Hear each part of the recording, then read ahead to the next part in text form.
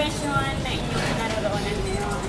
Sana hindi lang ito yung simula ng ating pagkikita bilang mga professional at bilang successful sa inyo yung mga nagiging career sa mga susunod pang pagkakataon.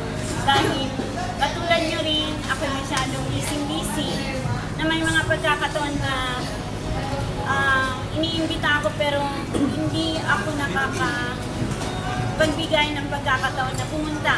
Ngunit siguro iniaadya ito ng Diyos na nakarating ako kahit sabihin na ngayon ay Black Saturday. Yes. Baka naman dyan! Actually, kagabi ko pa pinaplano na magsisimba ako ngayon ng 7 o'clock.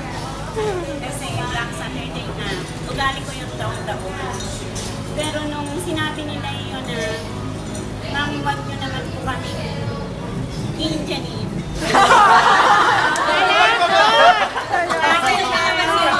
Natakot. Parang touch ako na sabi ko, alin ba talaga ang pupuntahan ko?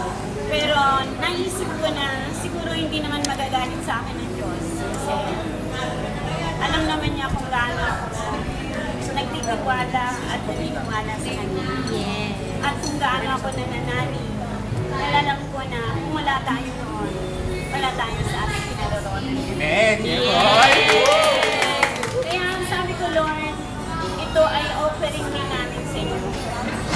Hindi ito nasiyahan na against you, kundi ito ay isang offering pa rin. Na magkikita-kita kami sa isang magandang layunin. Na hindi lang para magkikita-kita para balikan ang nakaraan, kundi maaaring ba ng araw maging sandata o dahilan pa rin kami para magkaroon ng mga layunin inanais niya, katulad halimbawa sa mga pagtulong sa mga nangangailangan. Halimbawa sa school, yung mga batang nangangailangan ng tulong, ang department na nangangailangan ng tulong, katulad ng department namin. Na talagang walang-wala, na hindi ko rin kasi akalain na lulugar ako sa kinaroroonan ko ngayon. Dahil minsan hindi ko pinangarap ang maging department head.